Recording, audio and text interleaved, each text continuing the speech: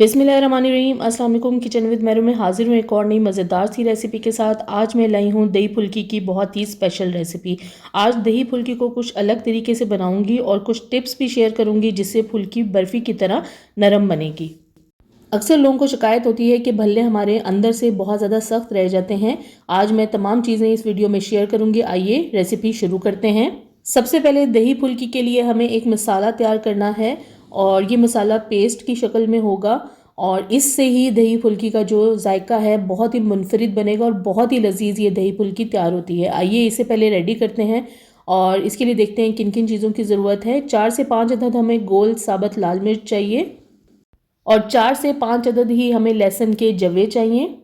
इसके अलावा साबुत ज़ीरा मैंने लिया है 1 टीस्पून। अब हमें क्या करना है, एक अदद ग्राइंडर ले लेना है। इन तमाम चीज़ों को हमें ग्राइंडर में डाल देना है और लहसुन को मैंने थोड़ा पीसेस में काट लिया है ताकि अच्छे से इसका पेस्ट बन सके और ज़ीरे को भी ऐड कर दिया है। और इसके बीच में हमें बहुत मामूली सा पानी डालना है, बहुत ज़्यादा पानी नहीं डालना, बस थिक सा हमें पेस्ट तैयार करना है और थोड़ा सा पानी ऐड किया है। अब मैं इसे अच्छे से ग्राइंड कर लूँगी और ग्राइंड करने के बाद अब मैं आपको इसकी शक्ल दिखा देती हूँ। ये देखिए, इस तरह से ये हमारा पेस्ट तैयार हो जाएगा। इसे मैंने अलग बाउल में निकाल लिया है। अब इस पेस्ट को मैं रख दूंगी साइड पे और बेसन ले लूँगी। बेसन मैंने फुल्की के लिए लिया है 1 कप। नमक मैंने लिया है हाफ़ टी स्पून या हस्बे जायका ले लें और लाल मिर्च पाउडर मैंने ली है हाफ़ टी स्पून, इसे भी हस्बे ज़रूरत ऐड कर सकते हैं। हल्दी पाउडर मैंने लिया है 1/4 टीस्पून। इसके अलावा इसमें बेकिंग सोडा जाएगा 1/4 टीस्पून, यानी एक चुटकी लेनी है। पानी हमें हाफ़ कप चाहिए होगा और अगर ज़रूरत पड़ेगी तो हम और ले लेंगे। अब मैंने एक अदद बाउल में ये बेसन डाल दिया है और पहले बेसन की जो गिठलियाँ हैं इसको ख़त्म कर लें या बेसन को छान के आप बाउल में डालें। अच्छी तरह से बेसन की गिठलियाँ ख़त्म हो जाएं तो इसके बीच में थोड़ा थोड़ा करके हमने पानी लेना है। मैंने हाफ़ कप लिया है फ़िलहाल, ज़रूरत पड़ेगी तो बाद में और ऐड कर लूँगी। सारा पानी एकदम नहीं डालना, थोड़ा थोड़ा डाल के आप विस्क की मदद से इसे मिक्स करते जाएं और मिक्स आपने एक ही डायरेक्शन में करना है। इस तरह से थोड़ा सा पानी डाल के इसको इस तरह से एक ही डायरेक्शन में मिक्स करें और इतना मिक्स करना है कि इसका कलर चेंज हो जाए और ये बिल्कुल फ्लफ़ी हो जाए। और कैसे पता चलेगा कि ये फ्लफ़ी हो गया है, ये मैं आगे आपको बता देती हूँ। तकरीबन 10 मिनट तक हमें इस तरह से एक ही डायरेक्शन में फेंट लेना है। आप चाहे हाथ की मदद से फेंटें या स्पून की मदद से या विस्क की मदद से। अब मैंने एक अदद कप में ये मयीनिंग कप में पानी ले लिया, टैप वाटर है और आप बाउल में भी ले सकते हैं, गिलास में भी ले सकते हैं, चाय के कप में पानी ले लें। अब थोड़ा सा ड्रॉप मैं इस बैटर का डालूंगी और देखें जैसे ही मैंने ये ड्रॉप डाला है इस बैटर का, ये फ़ौरन ऊपर फ्लोट कर रहा है। इस तरह से फ्लोट करना चाहिए। अब मैं इसे प्रेस भी कर रही हूँ तब भी ये ऊपर की तरफ ही आ रहा है। इसका मतलब यह है कि हमारा जो बेसन का बैटर है वो बहुत अच्छे से फ्लफ़ी हो गया है। अब इसके बीच में हमें ये मसाला जो मैंने तैयार किया है ये मसाला मैं ऐड कर दूंगी। 1 टीस्पून मैंने ये मसाला लिया है और इसके बीच में नमक डाल दिया है, साथ ही इसमें लाल मिर्च पाउडर डाल दूंगी और हल्दी पाउडर डाल दूंगी और इसमें बेकिंग सोडा डाल देना है। बेकिंग सोडा आपने 1/4 टीस्पून या आपने एक चुटकी ही लेना है, इससे ज़्यादा नहीं ऐड करना। अब इसे इसी डायरेक्शन में हमें इतना मिक्स करना है कि ये तमाम चीज़ें बेसन में अच्छे से मिक्स हो जाएं। इस टाइम पे हमें इसे बहुत ज़्यादा देर तक मिक्स नहीं करना, बस इतनी देर मिक्स करना है कि तमाम चीज़ें बैटर में मिक्स हो जाएं। अब ये हमारा जो फुल्कियों के लिए बैटर है वो बिल्कुल अच्छे से रेडी हो गया है और इसे अब कवर करके 10 मिनट के लिए रख दूंगी ताकि ये अच्छे से फूल जाए। अब मैंने तेल को गरम कर लिया है और मीडियम फ्लेम पे हमने ऑयल को गरम करना है। 2 स्पून की मदद से मैं इस बैटर को इस तरह से थोड़ी थोड़ी फुल्कियों की शक्ल में डालती जाऊंगी। फुल्कियाँ आप छोटी भी डाल सकते हैं और बड़े साइज़ की भी डाल सकते हैं, यह आपकी मर्ज़ी है। इस तरह से 2 स्पून की मदद से क्या होगा, इसकी शेप बहुत ही ज़बरदस्त आएगी। पहले एक तरफ से इसे अच्छी तरह से फ्राई होने दें और फिर थोड़ी देर बाद आप इसकी हल्के हाथों से साइड पलट दें। बहुत ज़्यादा तेज़ इसमें चम्मच नहीं चलाना। आप देख सकते हैं मैं बहुत हल्के हाथों से इसको पलट रही हूँ और आप इन फुल्कियों की शेप देखें, बिल्कुल लड्डू की तरह गोल बनी है।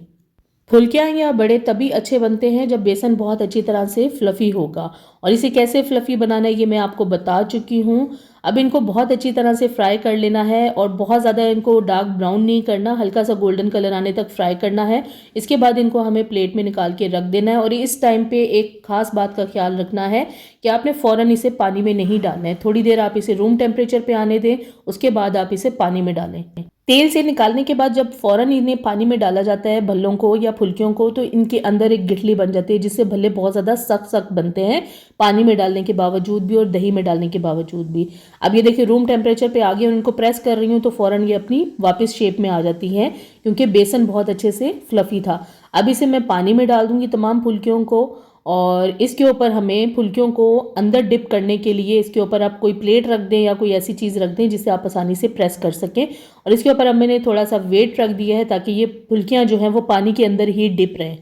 अगर इनको प्रेस करके अंदर पानी में नहीं डालेंगे तो क्या होगा कि आधी फुल्कियों में पानी रहेगा और ऊपर से आधी फुल्कियाँ खुश्क रहेंगी।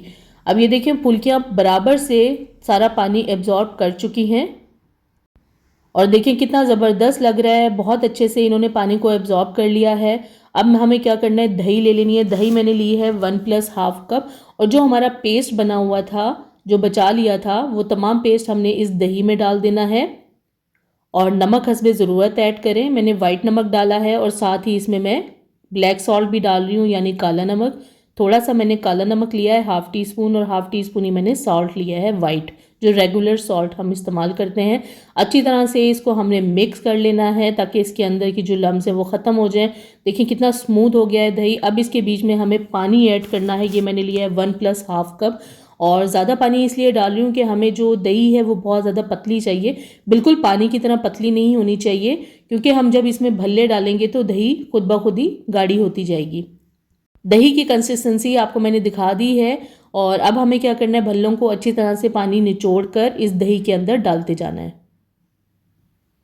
तमाम भल्ले मैं दही में डाल दूंगी और अच्छी तरह से इनको प्रेस कर देना है ताकि तमाम दही इसके ऊपर अच्छे से कोट हो जाए। और अब इसके ऊपर हमें तड़का लगाना है। तड़के के लिए मैंने 2 ली हैं गोल लाल मिर्चें और थोड़े बड़े साइज़ की हैं, और तेल मैंने लिया है कुकिंग ऑयल 2 से 3 टेबलस्पून, और ज़ीरा लिया है 1/2 टीस्पून। मैंने ऑयल को गरम कर लिया था, उसी में ज़ीरा और लाल मिर्च डाल दी है। हल्के गरम करने के बाद इस तड़के को इसके ऊपर डाल देना है, और थोड़ा सा इसके ऊपर अब मैं चाट मसाला डाल दूंगी और इसे मैं कवर कर दूंगी। आधे घंटे के लिए इसको पड़ा रहने दें, और कवर करके रख दिया था। आधे घंटे के बाद अब मैं इसकी शक्ल दिखा देती हूँ, और भल्ले बहुत ही ज़बरदस्त किस्म के लग रहे हैं। देखें लड्डू की तरह बिल्कुल गोल गोल बने हैं। और मैं आपको एक कप भल्ला या फुल्की जो है वो तोड़ के दिखाती हूँ। ये देखें किस तरह मलाई की तरह ये फुल्की बनी है, और बहुत ही ज़बरदस्त टेस्ट की ये बनी है। थोड़ा अलग तरीके की दही फुल्की आज मैंने तैयार की है। इसे आप रमज़ान में भी बनाएं, और ईद आ रही है, ईद पे भी इसे ज़रूर ट्राई करें, बहुत ही अलग टेस्ट आपको मिलेगा। आज इस वीडियो में आपको मैंने दही फुल्की की बहुत ही यूनिक रेसिपी यूनिक टेस्ट के साथ शेयर की है। ज़रूर इसे आप ट्राई करें और मुझे कमेंट्स में ज़रूर शेयर करेंगे वीडियो आपको कैसी लगी। अगर अभी तक आपने मेरे चैनल को सब्सक्राइब नहीं किया तो प्लीज़ मेरे चैनल को सब्सक्राइब करें, लाइक करें, शेयर करें और बेल आइकॉन को ज़रूर प्रेस कर दें ताकि मेरी आने वाली नई वीडियो को नोटिफिकेशन सबसे पहले आपको मिले। अल्लाह हाफिज़।